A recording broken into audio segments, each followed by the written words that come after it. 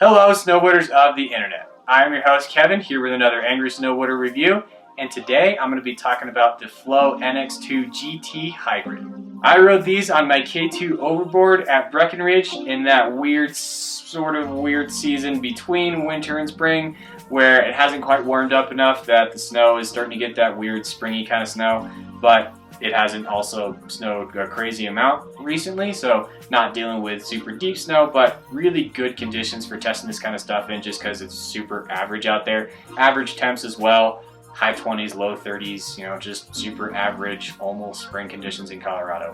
And I rode them with my DC tuck knees in size 8.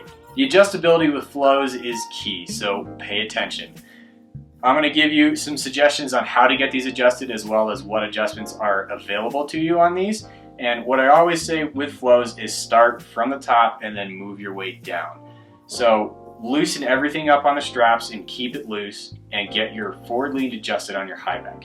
You can do that by spinning this dial in the back here, and you want the top panel of the high back to sit flush against the natural forward lean of your boot. And that's really key, because if it doesn't hit that way, you end up with too much pressure on the top of the high back or too much pressure on the lower part of the high back, and things just don't fit right. So once you got your forward lean set, keep the adjusters loose on your middle strap and your toe strap, and center and tighten down your ankle strap.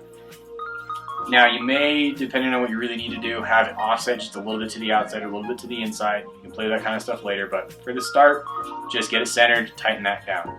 Skip the middle strap and then move on to your toe strap. Get this centered, get that tightened down, and then finally snug up your middle strap. And all you're going to do is just kind of push on that cam till it's where it fits as far as snug goes, and then lock that down. You don't really need to crank this down. It doesn't need to be tight. It just needs to be sitting flush against your boot so there's no gaps.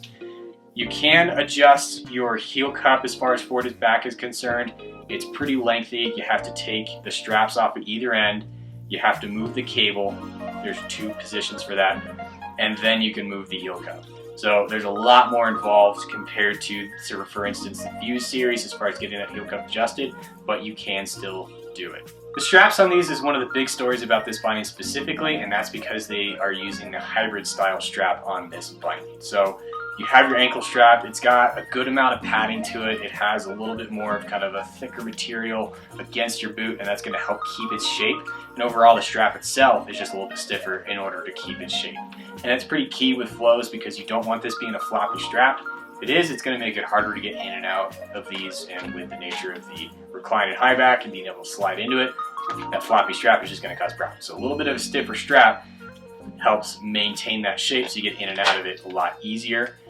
And then you have toe cap, and that's really the big story with this strap style, because it feels a little bit more like your traditional binding. So for those guys or gals coming off of a traditional binding, getting into flows that are a little, tentative about that fusion one solid piece strap, this is definitely a really good way to get into that, even just visually, because it is a bit weird to go from riding toe caps for the last 15 years or how long you've been snowboarding, however long you have been snowboarding. You've probably been in toe caps the entire time, and to go from that to the fusion strap where suddenly you have a naked toe on your boot, visually off-putting. Believe me, you get used to it, but it's a little weird at first. So having that toe cap kind of helps with that, helps you bridge into the feel of flows versus your traditional 2-strap binding. And finally, you have this middle strap. It sits right over the biggest knuckle in your foot, and that's where all of that power comes from.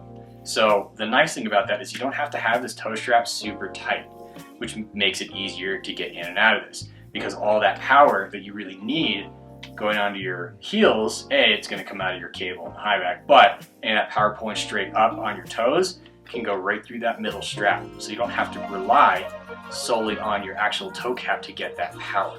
So as long as you don't have these straps too tight, and that's really key with flows, is you want your straps snug but not super tight. And so as long as you've got that, they work really well. You get a ton of power out of that middle strap.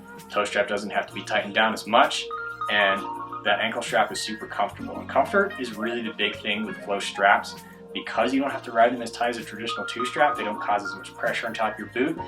And that was really one of the big reasons I started riding flows 10 or so years ago, was because they were just super comfortable. So that's really the big thing with these straps, is they're comfy.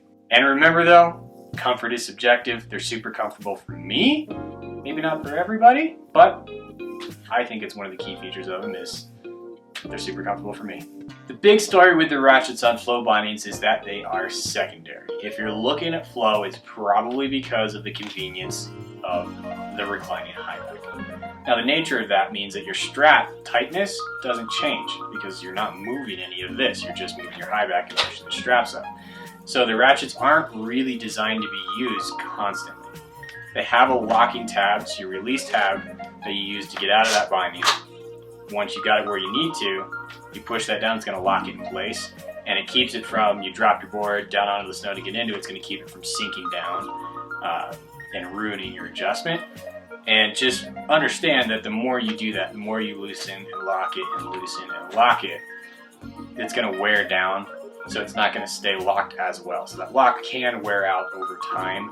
The high back on the GT is one of their higher end caliber styles. They have one model that's going to be higher, that's a full solid carbon fiber makeup. This one is aluminum lower heel loop, nylon middle section, and then a carbon fiber top panel. Now with flows, because of the nature of that cable running from the frame to almost the top of the high back, that top panel, while it does offer a little bit, isn't nearly as crucial as it's going to be on a regular traditional two-strap binding that relies on the high back to drive all that power transmission into the heel cup, then into the frame. Because this skips that heel cup portion and runs through the cable that sticks at the top of the high back, this whole portion up here isn't quite as critical because you're putting power straight into that cable. So in a lot of ways, this carbon up here, while it does provide a little bit more response and a little bit more of an energetic feel to it, it's not going to be as drastic as going from a nylon high back to a carbon high back in a traditional two-strap binding. So just understand that the GT, really what you're getting out of that is that aluminum heel loop. More than you're really getting that carbon top panel, this is going to do more of that feel. So this provides a much more rigid and much more supportive lateral feel to it than the nylon heel loop that is on the regular NX2 series. So this is really what's going to be the bigger driver of whether or not you want the standard NX2 or the NX2 GT, is that aluminum heel loop down there, and it's just that extra lateral drive. This is a full aluminum tray, aluminum heel cup, carbon top panel, and the cable. It's stiff. It is super responsive. I would venture out to say that this is possibly, maybe except for, and it's just another flow, the most responsive binding toe to heel out on the market. And I would genuinely put that up there against just about any other binding and say that properly set up, this is going to give you more power and drive toe to heel than anything else out there. And that's partly just the nature of that cable. Like I've been saying, it skips this whole force path of having to move through the heel cup. It just goes directly from the top of the high back into the frame. And that more direct path just creates a more effective energy transfer of everything else. And then the other thing is, that's your heel side. Every time that's going to be your heel side, that's where the cable is really coming into effect. On your toe side, when you push forward into these, if you grab any other binding and squeeze that ankle strap, it's got a lot more flex than these do. And on top of that, as you're pushing into this, you're pushing forward into that middle strap and then down into that toe strap.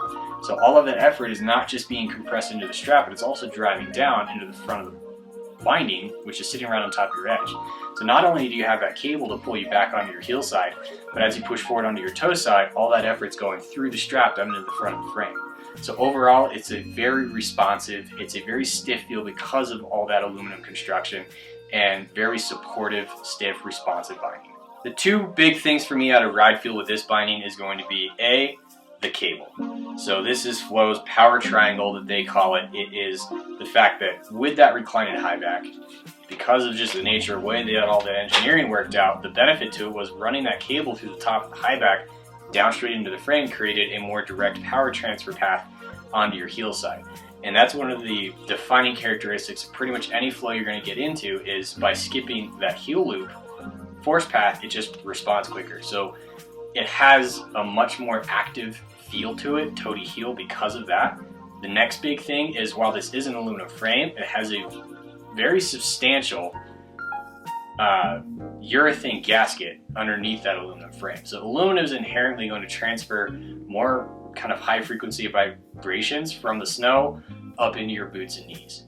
And this urethane gasket actually does a really good job of soaking up a lot of that before it even gets to the aluminum frame. And then you can kind of see in it, and if you look on the Flow's website, it'll actually describe this a little bit more in detail, but there is kind of this pseudo hourglass shape to it. And any of this thicker honeycomb out on the wings is, that whole frame is raised up a little bit. So it allows this to flex a little bit more and compress a little more, so you get a little bit better board feel around it. And on top of that, the disc that sits in here also has an entire layer of foam sitting underneath it. So there is not a single piece of hard material of this binding that actually contacts your board. So there's a lot underneath here to really smooth out that feel. It's not a super lively feel. You're not going to get a ton of board feel out of these, but they do ride very smooth, especially considering the fact that it is an aluminum frame. The next thing is all of that urethane that you're seeing underneath here carries up into the heels and the toes. So you're standing on urethane towers that even further gives you the ability to take up big shocks and soak up high-speed vibrations. So you're standing on these urethane towers that go straight down to the board. And then on top of that, canted footbeds. And this is a traditional EVA. If you've seen my video about the fuse, you know that the EVA that they're using in that binding has a little bit more of a rubberier feel to it. These don't. It's a standard EVA. So it's a little bit more compressible. As you're pushing through that, if you're not a huge fan of canning, it doesn't feel an aggressive amount of canning. It is 2.5 degrees, but because it's traditional EVA, once you compress it, it doesn't rebound as quick. This is for that high-end guy, that guy that's looking for the most responsive, just a high-end binding, something he wants to drop a lot of money on, or somebody looking for a super responsive, aggressive freeride binding.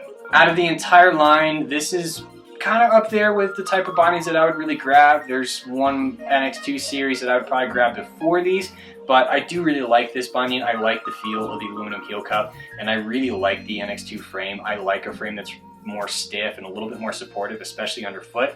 And while I do tend to gravitate a little bit more towards bindings that have more board feel than less board feel, I still really like the way that these feel. And on certain days when you just want to go out there and just bomb and go fast, having that really just nice smooth feel underfoot, it's nice some days. So for those kinds of days when I'm really looking for that, I'm looking for that comfort factor of being able to just not have to feel those micro vibrations, this is a really good binding for that, and it provides that stiffness and response that I really want out of a binding for when I'm really out there charging.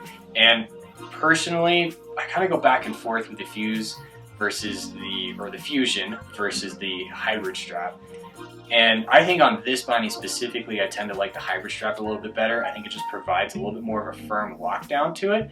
So it doesn't, it just kind of aids to that overall feel of that hyper performance that this is really geared towards. So if you're looking for an aggressive, super responsive binding from Flow that's also super beefy and supportive, then the NX2 GT is the one I'd probably point you towards. Thanks for watching. I've been your host, Kevin, and that was my review of the NX2 GT with the hybrid straps from Flow.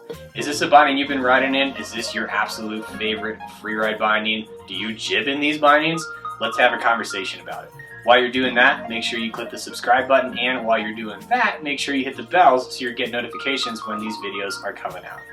If you're interested in supporting us, the best way to do that is to check out Angry Snowboarder VIP. I can tell you a little bit more about it, but we've already made a video for that, so check that out. Come back and check us in the next video.